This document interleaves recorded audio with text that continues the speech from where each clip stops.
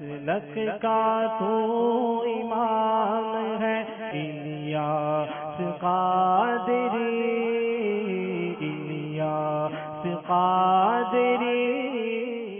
الحمدللہ رب العالمین والصلاة والسلام علی سید المرسلین، اما بعد فاعوذ باللہ من الشیطان الرجیم، بسم اللہ الرحمن الرحیم، الصلاة والسلام علیک یا رسول اللہ وعلی آلک وصحابک یا حبیب اللہ، الصلاة والسلام علیک یا نبی اللہ وعلی آلک وصحابک یا نور اللہ۔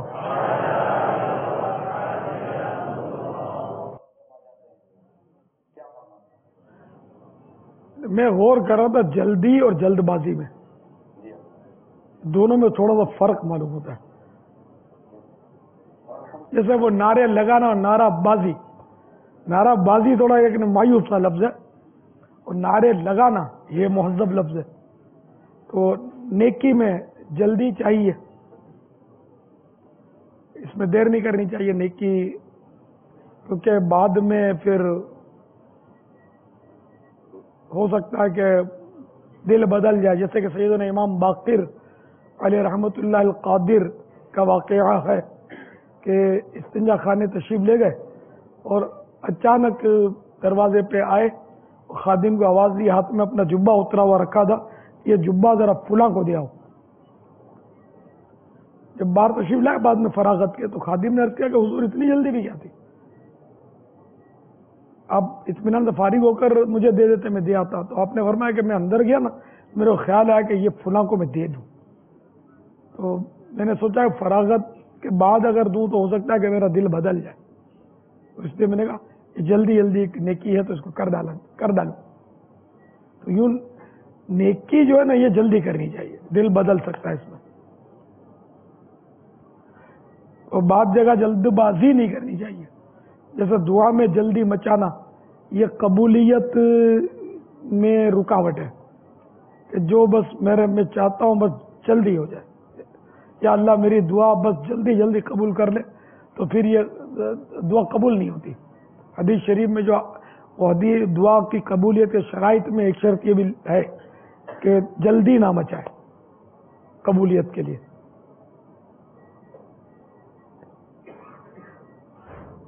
باقاعدہ جلدی میں تو بہت حرج ہوتا ہے، اب جیسے جلدی میں سگنل توڑتے ہیں، پھر بعض اوقات کسی سے ٹکرا جاتے ہیں، نہیں تو پھر وہ پولیس روک لے تو پھر ٹریفک پولیس پیچھے بھاگے اور یہ زیادہ زور سے بھاگے، تو بعض اوقات ایسے بھی سنے ہیں کہ فائر کر دیتے ہیں پولیس والے، شک کی وجہ سے کہ بھاگ رہا ہے تو یہ کچھ اس نے کیا ہوگا، حالانکہ وہ بھاگ رہا ہے پولیس سے ڈر کر کے کہیں پھر پکڑے گا تو مسئلہ ہوگا یا رشوت دینی پڑے گی، لیکن وہ مجرم سمجھ کے بھی خطرہ ہوتا ہے کہ فائر کر دے۔ غالباً ایسا ہوا ہے کہ شک میں فائرنگیں ہوئی ہیں، تو سگنل توڑے گا جلدی میں۔ اچھا، بعض اسلامی بھائی ایسے ہوتے ہیں کہ اسپیڈ زیادہ، جلد بازی، جیسے آج کل افطار کے ٹائم پہ ہوتا ہوگا ایسا کہ جلدی جلدی گھر جانا ہے، تو اب وہ جلد بازی بھاگم بھاگ، کئی ایکسیڈنٹ ہو جاتے ہوں گے، کئی اسکوٹریں سلیپ ہو جاتی ہوں گی، گر جاتے ہوں گے، سر پھٹ جاتے ہوں گے، ہاتھ پیر ٹوٹتے ہوں گے، پھر یہ کہ ٹریفک بھی جام ہو جاتی ہوگی، تو پھر خدا نہ خاصہ گالیاں یہ وہ، ٹریفک پولیس کو، سگنلوں کو، سگنل بند ہو گیا، اب اس کو اسپیڈ سے جانا ہے، افطار کر سگنل ہو گیا بند، ہو سکتا ہے سگنل کو بھی گالیاں دیتے ہوں گے، کیونکہ لوگ درو دیوار کو ہر چیز کو گالیاں دیتے ہیں، جانوروں کو، بکروں کو، کتوں کو، سب کو گالیاں دیتے ہیں، جن کی عادت ہوتی ہے۔ دروازہ جلدی نہیں کھلتا، دروازے کو بھی گالی دیتے ہیں۔ تو ایسے لوگ جو بیچارے مطلب جلد بازی کی وجہ سے بہت سارے گناہوں کا صدور ہو سکتا ہے۔ جلد بازی جو ہے یہ اکثر دنیاوی معاملات میں نقصان کا باعث بن جاتی ہے، لیکن ہر بار یہ نقصان دہ نہیں ہوتی، کیونکہ وہ جلدی کرنے کا، جیسے میں نے آپ کو مسئلہ عرض کیا کہ کئی کام ایسے ہیں کہ نیکی کے، بلکہ نیکی کے کام ہوتے ہیں، یہ بھی عوام میں مشہور ہے کہ نیکی میں دیر نہیں کرنی چاہیے، جو کہ درست ہے۔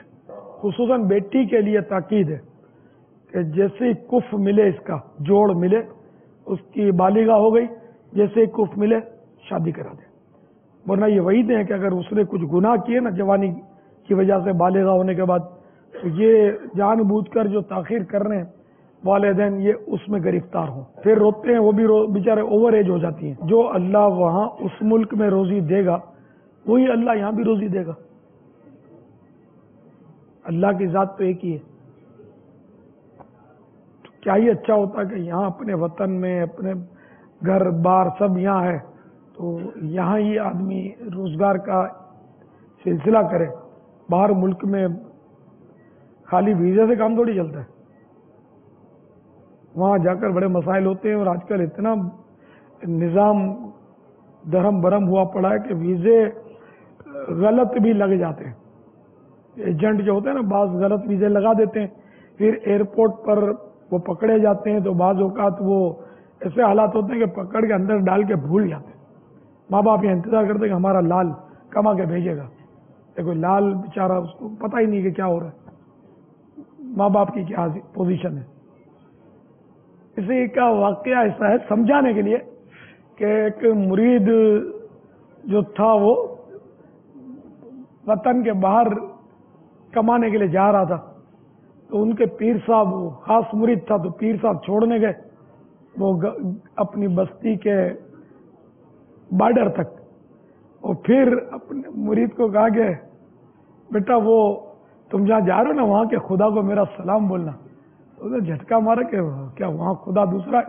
اور دیکھنا تو تیرے کو یہاں کا خدا روزی نہیں دیتا، جبھی تو وہاں جا رہا ہے کہ وہ تجھے روزی دے۔ یعنی یہ چوٹ کرنے کے لیے کہ ہر جگہ ظاہر ہے کہ روزی دینے والے ذات تو ایک ہی ہے نا۔ تب وہیں مجھے ویزا مل جائے، 3 سال سے میں مارا ماری کر رہا ہوں، اور وہاں جا کے روزی ملے، اور یہ بندہ پریشان ہوتا ہے، حالانکہ اس کے حق میں یہ نہیں جانتا کیا بہتر ہے کہ وہاں ایسا نہ ہو کہ بیچارہ مطلب آزمائش میں آ جائے۔ باب المدینہ کا ایک قصہ میں نے بتایا تھا، باپ کو کینسر ہو گیا ہے نا، اور بیچارے کو آخری سٹیج بتایا ڈاکٹروں نے، اور ایک ہی بیٹا وہ نوٹے کمانے گیا ہوا ہے، اچھا، اور وہاں جوبلیس، واپسی باب المدینہ باپ کی خدمت کے لیے آنے کی ٹکٹ کے پیسے نہیں، ایک ہی بیٹا، باپ ادھر کینسر میں۔ یہ ہمارے ساتھ واقعہ ہوا ہے، جاننے والوں کو اپنے۔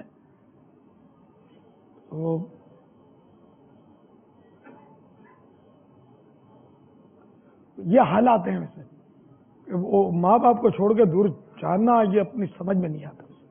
ماں باپ کی خدمت کرے یہاں رہ کر، اب ماں باپ بھی بار بار بولتے ہیں پیسے کما کے لا، یہ بھی آزمائش ہے، لیکن اپنے تو یہ اسی بات میں میرا ذہن تو یہ کہ ماں باپ کے ساتھ رہے، بال بچوں کے ساتھ رہے، پیسوں کی حرص نہ کرے۔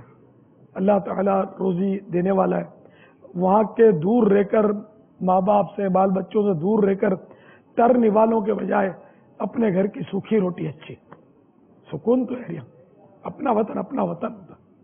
بے روزگار جو آدمی اپنے آپ کو سمجھتا ہے نا، کہ میں آپ ہو سکتا ہے اختلاف ہو کسی کو، بعضوں کا کام کرنے میں دل نہیں لگتا، یہ آتے ہیں نا بولتے بھی کام میں دل نہیں لگتا، اتنے عرصے سے بے روزگار، اب کام میں دل نہیں لگے، نوکری کرے، اور اب وہ وہاں بھی کام میں سست پڑا ہو تو نوکری تنخواہ کون دے گا؟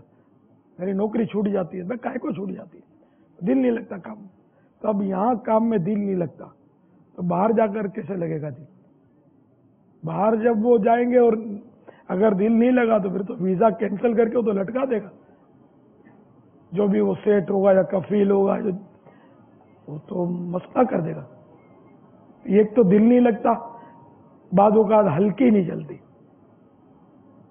نوکری من پسند ہونی چاہیے، کام اپنی مرضی کا ہونا چاہیے، تنخواہ بھی اپنی مرضی کی ہونی چاہیے، یوں ہلکی نہیں چلتی، اس لیے بھی بعض بیچارے بے روزگار پڑے ہوتے ہیں۔ اچھا، حالانکہ آسان روزگار کے طریقے ہوتے ہیں تو یہ تو لینا نہیں ہے، جیسے کہ سیدنا ابراہیم بن ادہم علیہ رحمۃ اللہ اکرم کا قصہ احیاء العلوم وغیرہ میں امام محمد غزالی علیہ رحمۃ اللہ الوالی نے نقل کیا کہ ایک بار لکڑی کا گٹھڑ جس کو بھارا بولتے، لکڑی کا بھارا، جنگل سے کاٹ کے لا رہے تھے، اس سر اقدس پر تھا آپ کے، تو کسی نے عرض کیا کہ حضور یہ آپ کیا کر رہے ہیں؟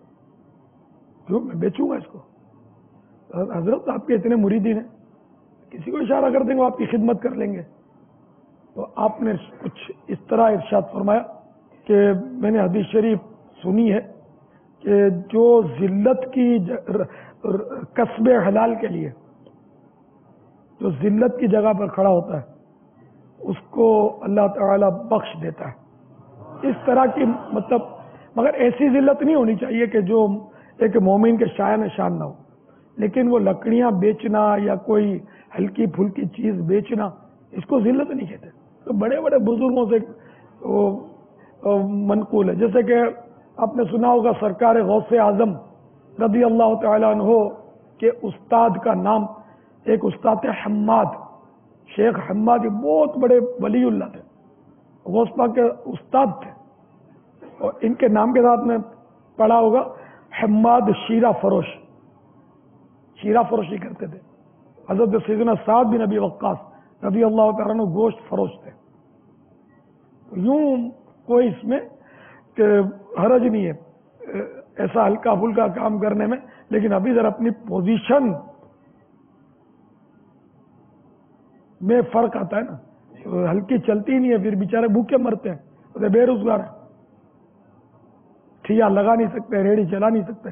وہاں واقعی یہ کیا کیا کرتے ہیں۔ ایک مجھے چٹکلا یاد آ رہا ہے، سن 80 کا واقعہ غالباً، کہ ایک، میں جانتا ہوں، سب کو جانتا ہوں، لوگوں کو نام اشارہ کچھ بھی نہیں دوں گا، انہیں چھوٹی چھوٹی انجمنیں اور بناتے ہیں، تو وہ کوئی مطلب یعنی کہ اخبار میں اور فلاں تبلیغی دورے پر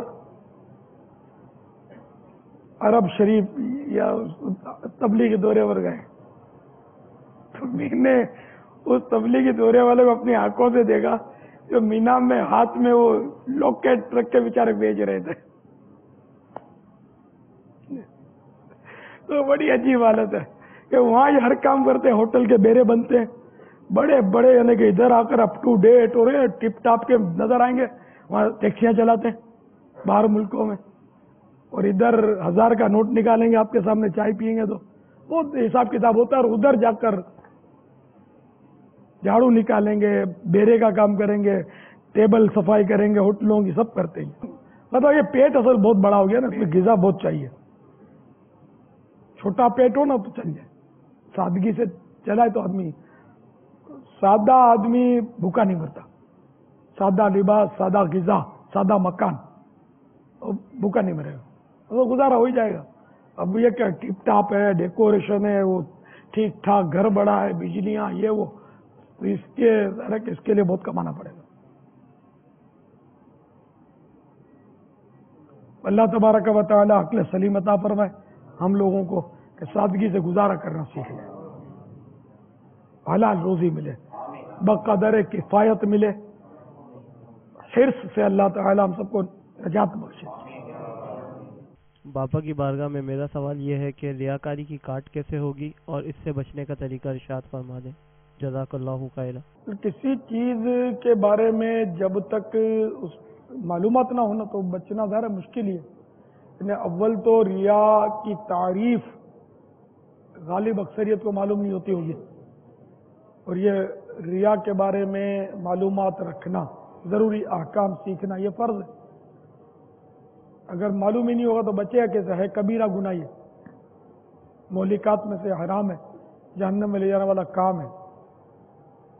تو اول تو ریا کی تعریف ایسی رٹی ہوئی ہو کہ ذہن میں ٹیپ ہو، تو ریا کی پہلے تو تعریف، ڈیفینیشن، یہ بالکل آپ کو گھی گڑ کی طرح بولتا رٹی ہوئی ہونی چاہیے، اور جو بھی عمل ہو اس میں کوئی ایسا آپ کے ساتھ وہ ذہن بنے نا کہ کسی کو پتہ چلے، دکھاؤں، تو آپ اس ریا کی کسوٹی پر دیکھنے کی عادت بنائیں تو شاید کچھ بچنے کا سامان ہو، ورنہ تعریف نہیں پتا ہوگی تو وہ نفس تو بہکاتا رہتا ہے، شیطان بہکاتا رہتا ہے، نہیں کوئی مسئلہ نہیں، کیا ہے، کوئی حرج نہیں، وہ مس گائیڈ کرتا رہے گا آپ کو۔ تو ریا کی تعریف یہ ہے کہ عبادت سے عزت یا دنیا کی دولت کا حصول. عبادت سے مقصود عزت یا دنیا کی دولت کا حصول ہو. اب عزت کیسے کہ پہلی صف میں نماز پڑھتا ہے جو پابندی سے، تو اس کا لوگوں کے دلوں میں مقام پیدا ہوتا ہے، عزت ہوتی ہے. اب وہ پڑھ رہا ہے، ٹھیک ہے، لوگوں کے دل میں مقام پیدا ہوا تو اس میں حرج نہیں ہے، لیکن یہ اس لیے بھاگ بھاگ کے پہلی صف لیتا ہے کہ لوگ سمجھے گا یار واہ پہلی صف لیتا ہے. یا کم کھاتا ہے تو اس لیے کم کھاتا ہے کہ لوگ بولیں واہ یار تو کم کھاتا ہے. اس لیے چپ رہے کہ یار دیکھو کیسا قفل مدینہ ٹائٹ لگایا ہوا اس نے. یہ چاہے کہ دل میں میرا احترام پیدا ہو سامنے والے کے، تو یہ ریا ہے. یار جب دیکھو اس کی آنکھیں نیچی ہوتی ہیں، اس لیے آنکھیں نیچی رکھے کہ لوگ یہ کہیں یا کوئی کہے کہ یار ماشاء اللہ کیسا کو قفل مدینہ لگایا، شرم و حیا سے ہر وقت اس کی آنکھیں نیچی ہی رہتی ہیں، اٹھاتا ہی نہیں نظر. تو اب اگر یہ نیت ہے کہ لوگوں پر چھاپ پڑے، اپنا امپریشن پڑے، تو یہ اگر اچھی نیتوں سے کام کر رہا تھا تو یہ عبادت تھی. اور اب یہ کہ یہ ریا اس میں شامل ہو گئی، اب یہ حرام ہو گئی. اس طرح جو آپ بیان کرتا ہے اس لیے بیان کرتا ہے کہ اب لوگ بولے کہ یار واہ کیسا بیان کرتا ہے، کیسا روتا ہے، خوف خدا سے روتا ہے، دعا میں روتا ہے، نعت شریف میں روتا ہے. اب روتا ہے اچھی بات ہے، اگر اس لیے روتا ہے کہ لوگوں پر اپنی چھاپ ڈالے کہ یار کیسا عاشق رسول ہے، کیسا خوف خدا والا ہے کہ اتنا روتا ہے، جب دیکھو روتا رہتا ہے. یا رونے ایسی صورت بنائی جب بھی یہ کہ لوگوں پر امپریشن ڈالنا مقصود ہو کہ لوگوں کے دل میں مقام پیدا ہو. یہ ساری ایسی بہت ساری آپ اگر غور فرمائیں گے مدنی ذہن ہوا تو آپ کو یہ سمجھ آئے گا کہ یار یہ میری تو ریاکاریاں ہیں. تسبیح ہاتھ میں تسبیح لے کر لگے ہوئے پڑھ رہے اور ذہن یہ بنا ہوا کہ لوگ دیکھیں گے بیچارہ یار تسبیح پڑھ رہا ہے، جب دیکھو تسبیح پڑھ رہا ہے. اب جیسا 30 دن کا اعتکاف ہے، اب جس نے 30 دن کا اعتکاف کیا، 20 دن تو نمازیوں کی تعداد معتکفین کی تعداد 2، 2.5، 3 ہزار تھی، اب یہ 7-8 ہزار ہو گئی 10 دن والے. عالمی مدنی مرکز فیضان مدینہ میں اب پہلی صف اگر پہلے لیتا ہی رہا 20 دن تک، اب تھوڑی دشواری پیدا ہوئی کہ وہ اسلامی بھائیوں کی تعداد ڈبل ٹریبل ہو گئی. اب یہ مزید کوشش کرے گا ورنہ اب لوگ کیا بولیں گے کہ پہلی صف رہ گئی. یہ اس پر غور کر لے کہ یہ ریا ہے یا نہیں. خیال اگر آیا اس کو تو اس کو دفع کرے. ریا کے خیال کی وجہ سے، ریا کے وسوسوں کی وجہ سے اپنا عمل نہ چھوڑے، یہ بھی شیطان کی کامیابی ہے. عمل بھی کرتا رہے اور ریا کو بھی دفع کرتا رہے. اللہ تعالیٰ سے پناہ مانگے، اس سے اللہ تعالیٰ کی رضا مانگے کہ یا اللہ تو میری نیت کی اصلاح فرما دے کہ میں نیت صاف ہو جائے، اخلاص دے دے اور میں پہلی سب پالوں. اور کبھی رہ جائے تو یہ ذہن نہ ہو کہ اب لوگ میری تو وہ امپریشن خراب ہو گیا. جیسے ایک بزرگ کا واقعہ ہے کہ 20 سال تک وہ تکبیر اولیٰ کے ساتھ نماز پڑھتے رہے. ایک بار کسی وجہ سے تکبیر اولیٰ نکل گئی تو ان کے ذہن میں یہ آیا کہ لوگ کیا کہیں گے. تو انہوں نے فوراً اپنے نفس کو ڈانٹا، تو اب تک یہ لوگوں کے لیے تم 20 سال تک نمازیں پڑھتے رہے، اللہ کے لیے نہیں پڑھی، اسی لیے تم کو یہ مطلب ہے کہ ذہن بن رہا ہے کہ اب لوگ کیا کہیں گے. لوگ کیا کہیں گے، بھلے کہیں جو کہنا ہو. تو انہوں نے 20 سال تک اپنی نماز دہرائی. اب یہ انہیں کا حصہ ہے. ہماری تو ہر بات پر ریا کا حملہ ہوتا ہے، بلکہ ایک تعداد ہے جو بس بیچارے بے چین رہتے ہیں، بے تاب رہتے ہیں کہ اپنا عمل کسی طرح لوگوں کو بتائیں، ظاہر ہو، پھر اعلان ہو جائے تو کیا بات ہے. اگر مدنی چینل پر اعلان ہو جائے کہ فلاں اتنے دن سے جب سے آیا ہے 5 نمازیں تکبیر اولیٰ کے ساتھ پہلی صف میں پڑھ رہا ہے، اب تو اس کے کپڑے نہیں اترتے، اتنا پھول گیا، آخرت کے لیے اس کے پاس کیا بچا. تو یہ اگر لوگ خود سے تعریف کرتے ہیں اور یہ نہیں چاہتا، اس کے لیے عمل نہیں کرتا کہ لوگ تعریف کریں، تو یہ چلو ایک انعام ہے اس کے لیے. اگرچہ اس کے لیے رزق تو پھر بھی پیدا ہو جاتا ہے بعض اوقات، لیکن یہ کہ اس میں یہ اس کا قصور نہیں ہے، بلکہ یہ جلدی ملنے والی بشارت ہے، جلدی ملنے والا انعام ہے. کہ لوگ اس کی تعریف کریں، اس کی عبادت کی، ریاضت کی، لیکن خود سے چاہنا کہ لوگ مطلب عزت کریں میری. اب یہ جیسے 12 ماہ کا سفر ہے، اب یہ ڈھول پہنتے ہیں 12 میں کروں گا. اب نیت کیا ہے؟ اگر نیت یہ ہے کہ دوسروں کو ترغیب ملے گی اس سے، میں اس لیے کہہ رہا ہوں، ٹھیک ہے، اچھی بات ہے، ریا نہیں ہے. اب اس لیے کہ لوگ بولیں دین کی بڑی قربانی دیتا ہے، یار 12 ماہ یار بڑی قربانی ہے اس کی، تو اب یہ پھولا جاتا ہے، اس لیے اظہار کرتا ہے تو گیا کام سے. درس نظامی اس لیے کر رہا ہے کہ تاکہ لوگ بولیں کہ بھائی علامہ صاحب ہے، ماشاء اللہ اتنی قربانی ہے، روز کے اتنے گھنٹے یہ پڑھتا ہے، دن رات مدرسے میں پڑھا رہتا ہے، اتنی اس کو علم دین سے محبت ہے، اس لیے کرتا ہے تو ریاکار ہے. تو یہ ہر شعبے میں، کیونکہ یہ علم دین حاصل کرنا عبادت ہے، تو اچھی نیتیں ہوں، ریا سے کسی طرح جان چھوٹے، یہ بالکل ایسی مطلب موذی بیماری ہے کہ امام غزالی علیہ رحمۃ اللہ الواری نے روایت نقل کی ہے کہ یہ مضمون اس طرح کا کہ چونٹی سے بھی باریک چال کے ذریعے ریا جو ہے یہ عمل میں داخل ہو جاتا ہے. وہ بصرے میں رات کے وقت لوگ اتنی یعنی کہ گریا ازاری کرتے تھے، پرانے دور میں امام غزالی نے لکھا ہے، تو امام غزالی 5ویں صدی ہجری کے مجدد تھے، یا اس سے پہلے کی بات لکھتے ہیں کہ بصرے میں وہ لوگ بہت مطلب راتوں کو اٹھ کر رونا، اور تو وہ رات کو بڑا رونے کی ہر گھر سے آواز آئے دعا میں.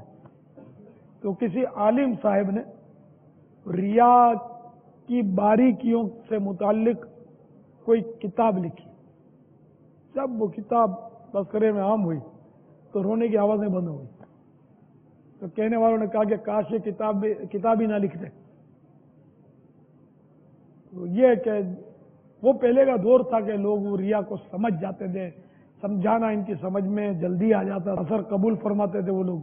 اب آج کل تو کیا عرض کروں یار، بار بار اتنا سمجھاتے ہیں تو بھی پتہ نہیں کیوں نہیں سمجھتے. امام غزالی نے یہ نقل کیا ہے کہ پہلے کے لوگ عمل میں ریاکاری کرتے تھے، اب جو عمل نہیں کرتے پھر بھی ریا کرتے. یہ بھی اس دور کی امام غزالی کے 5ویں صدی ہجری، یعنی کہ ایک تو ہے نا کہ جیسے عمل کیا، سخاوت کی اور ریاکاری کی، ایک تو یہ کہ ہے کنجوس مکھی چوس اور خالی بڑا سے مارتا ہے کہ میں یوں کرتا ہوں، اپنا دل بڑا ہے، میں رائے خدا میں سب لٹا دیتے ہیں. یہ باتیں کرنے والے اس معاشرے میں ملتے، کرتے کراتے کچھ بھی نہیں، خواہ کا ریا کرتے ہیں، سری جھوٹ بولتے ہیں کہ اپنے آپ کو نیکوں میں کھپاتے ہیں، نیکی کرتے نہیں، اس کے باوجود نیکوں میں کھپاتے ہیں. نہیں بولتے کہ ہم تو بس یار جو کماتے ہیں بس رائے خدا میں دے دیتے ہیں، اللہ اللہ کرتے ہیں، خالی بولتے ہیں، یعنی کرتے نہیں اور جھوٹ بولتے ہیں، وہ ایسے ہی ریا کرتے ہیں. یعنی ریا کی بھی ریا، ہلاکت در ہلاکت. یہ بھی ایک تعداد اس معاشرے میں کہ عمل نہیں کرتی اور خواہ وہ ظاہر کرتی ہے لوگوں پر کہ بڑا نیک ہے، اور ہوتا نہیں ہے نیک. ایک تو نیک ہو اور اپنی ریاکاری جتائے نا، تو نیک بھی نہیں اور ریاکاری جتا. پور درد سے آئے سرد نکلے پھر تو صحیح ہے، تو کھوٹی آئے سرد نکلتی ہے نا حلق کے ادھر سے. اگر مراد یہ کہ لوگوں پر اثر پڑے، ویسے نکالی تو ٹھیک ہے، لیکن اگر لوگوں پر اثر پڑے اس لیے نکالی تو اب دیکھو یہ عام طور پہ آپ کو یہ پیش آتا ہوگا، اس پر غور فرما لیں کہ جب آپ کچھ پڑھ رہے ہوں، واقعی پڑھ رہے تھے، اچھا اخلاص کے ساتھ پڑھ رہے تھے، اتنے میں کوئی گزرا یا آپ چلتے ہوئے پڑھے جا رہے ہیں گلی میں، اور لوگوں کے پاس سے گزرے، تو آپ کی آواز کہیں تیز تو نہیں ہو جاتی پڑھنے کی؟ لوگوں سے جب گزرتے تو تیز ہو جاتی ہے کہ نارمل ہو جاتی ہے. واٹ از دس؟ کیا چاہتے ہیں؟ اچھا، بعض لوگوں کی یہ بھی کیفیت دیکھی ہو کہ جب ویسے نارمل بیٹھے، جب کوئی آتا ہے تو ان کو درود شریف یاد آتا ہے، لا الہ الا اللہ پڑھنا یاد آتا ہے، لا الہ الا اللہ محمد رسول اللہ صلی اللہ علیہ وسلم. کیسی ہے طبیعت؟ اللہم صلی علی سبحان اللہ ماشاءاللہ. یعنی کہ مدینے، یہ مطلب یعنی کہ جب لوگ آتے ہیں تو کائے کو سوچتی ہے یار، یہ مطلب پڑھنا کیوں سوچتا ہے اپنے کو؟ لوگ نہیں ہے تو کچھ بھی نہیں. علم حاصل کرے. اس کا ریاکاری نامی کتاب وہ مکتبۃ المدینہ چھاپی ہے، ماشاء اللہ بہت بہت بہت اس میں مواد ہے. ایک ایسا عجیب و غریب قصہ لکھا ہے کہ کسی نے اپنے پیر صاحب کو کوئی رقم دی کہ حضرت یہ رائے خدا میں دے دیجئے مگر آپ کسی سے تذکرہ نہ فرمائیے. تو پیر صاحب نے خوش ہو کر کہ ماشاء اللہ اس نے رقم دی. تو پیر صاحب کو بولا کہ حضرت واپس دے دیجیے, نہیں کرنی, اب نہیں دینی. اس طرح کا قصہ لکھا ہے اس میں کہ اب آپ نے اعلان کر دیا, اب تو میں پھنسا, تو مجھے دے دو. وکیل کیا تھا نا پیر صاحب کو. اس طرح کا واقعہ ہے ریاکاری کتاب میں آخری صفحوں میں. یہ بھی لوگ ہوتے تھے. اب یہاں تو جی چاہتا ہے اعلان کرے, پھر من کو مناتے. اپنوں نے تھوڑی بولا تھا, خود اعلان کیا ہے نا. اور تم نے منع کیا تھا کہ اعلان مت کرنا, جان جان کے کچھ بولا بھی نہیں تھا کہ اعلان کر دے تو اچھا. دل میں گدگدی ہوتی تھی. تو جی چاہتا ہے کہ امام صاحب میرے لیے نام لے کر دعا کرے کہ فلاں نے یہ مسجد میں پنکھا لگا دیا ہے, بتی لگا دی ہے, دری بچھا دی ہے, یا مسجد کی تعمیر میں حصہ لیا ہے, بچہ بیمار ہے, نام لے کر ذرا دعا فرما دیجیے. امام صاحب بھی اچھا لگانے کے لیے بیچارے, بعض امام بہت ڈرتے لوگوں سے, نہیں کریں گے تو پھر ان سے پہنچیں گے نہیں. تو فلاں نے یہ کار خیر کیا, یہ حصہ لیا, اللہ اس کی روزی میں برکت دے, یوں کرے یوں کرے, وہ دعا کرے, نام لے.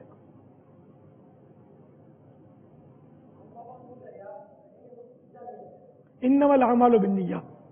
اگر ریا کی نیت ہے تو ریا ہوئی. اب یہ دل پر غور کرے عوام الناس کو, تو ریا کا تو وہ معرفت نہیں ہے نا. ریاکاری کا نام ہی سنا ہوتا ہے نا. ریاکاری بولتے کس کو ہے؟ یہ تو میرا خیال ہے کہ کیا بولوں, 1% کو بھی نہیں پتا ہوگا ریاکاری کیا ہے. اسی لیے میں نے عرض کیا کہ ریاکاری کی تعریف اپنے ذہن میں بٹھا لے, اسی پر کسوٹی پر دیکھ لیں. جیسے اب پہلے یہ بتائیں کہ اب نہیں, پھر وہ گناہ کا اظہار نہ ہو جائے کہ کس کس کو یاد ہے. میں یہ پوچھنے لگا تھا کس کو یاد ہو گئی, کہ یہ پوچھنا نہیں چاہیے, کیونکہ یہ پتہ نہ ہونا ریا کے بارے میں ضروری معلومات, یہ گناہ ہے. گناہ بھی جیسا تیسا ہے. حقیقت بھی ہے کہ اب پتہ ہی نہیں ہوا تو اپنے بچیں گے کیا. مطالعہ بھی کرے اور اس کو یاد بھی رکھے. خالی پڑھ لیتے ہیں بعض لوگوں کو. اب کسی نے مجھے چٹھی لکھی کہ میں نے مفہوم یہی تھا کہ ایک دن میں فیضان رمضان ختم کر لی, 10 دن کے لیے اعتکاف میں آیا ہوں, ایک دن میں فیضان رمضان پوری پڑھ لی, اور مزید آدھی وہ کرامت مشکل کشا یہ کتاب بھی پڑھ لی. اب اگر اس کو اپنے پوچھیں کہ بھائی تم کو یاد کیا رہا, تب پتہ چلے. اتنی اسپیڈ سے پڑھنا, اب پڑھنا برائے پڑھنا یہ ہو تب بھی کوئی کیا حاصل ہے. یاد تو رہے یار کچھ. اتنی موٹی کتاب ایک دن میں پڑھ تو لے گا, لیکن یاد کیا رہے گا. خدا بہتر جانے, ہو سکتا ہے ان کا حافظہ کبھی ہو, یاد رہ گیا ہو ان کو, اللہ کرے صحیح ہو. تو ہے یار بہت, یعنی کہ نہیں ہے اتنا وہ جذبہ نہیں ہے یاد رکھنے کا اور عمل کرنے کا. تو اللہ کرے کہ ہم ریاکاری کی تباہ کاری سے بچے رہیں. اللہ تعالیٰ اخلاص دے اس پیارے حبیب کے صدقے میں. اظہار کرنے کا صحیح مقصد ہو نا عمل کا, کہ جیسے کوئی پیشوا ہے وہ اپنا عمل اس لیے ظاہر کرتا ہے کہ اس کے ماتحت جو ہیں شاگرد ہیں یا مرید ہیں وہ اس پر عمل کریں گے, اس نیت سے وہ ظاہر کر سکتا ہے. یا تحدیث نعمت, اللہ کی نعمت کا چرچا کرنے کے لیے ظاہر کر سکتا ہے. لیکن یہ کہ اس کی نیت بھی بنانی پڑے گی پیر صاحب کو بھی, استاد صاحب کو بھی, کہ اس میں بھی کہیں ایسا نہیں کہ یہ ابھی خالی میرا ہاتھ ہی چومتے ہیں, ذرا میری ریاضتوں کا پتہ چلے تاکہ قدم بوسی بھی شروع کر دیں. یہ نیت و پیر صاحب پیچھے آگے ہوں گے جہنم میں جانے کے لیے, یہ بہت بڑا خطرہ ہے. یہ پیر صاحب کو بھی نیت کی اصلاح کرنی پڑے گی, علامہ صاحب کو بھی کرنی پڑے گی, آپ کے استاد صاحب کو بھی کرنی پڑے گی, انہیں سمجھانے کے لیے کہ سبھی کو نیت کی اصلاح ضروری ہے. کہ یہ اگر بول رہے ہیں تو آخر کیوں بول رہے ہیں, ریا اگر عمل کا اظہار کر رہے ہیں تو کیوں کر رہے ہیں. اللہ تعالیٰ اخلاص نصیب فرمائے. ہم کسی پر ریاکاری کا حکم نہیں لگائیں گے کہ ریاکار ہے, کیونکہ یہ اس کا تعلق دل سے ہے. ہم دل پر حکم لگانے والے کون ہیں؟ ہمیں تو حسن ظن کا جام پینا, ثواب کمانا ہے. حسن ظن من حسن العبادت ہے, حدیث پاک میں ہے کہ حسن ظن اچھی عبادت میں سے ہے. واللہ تعالی اعلم ورسولہ اعلم. عز وجل وصلی اللہ تعالی علیہ وآلہ وسلم صلو علی الحبیب آمین. الحمد لله رب العالمين والصلاة والسلام على سيد المرسلين أما بعد فأعوذ بالله من الشيطان الرجيم بسم الله الرحمن الرحيم صلوا على الحبيب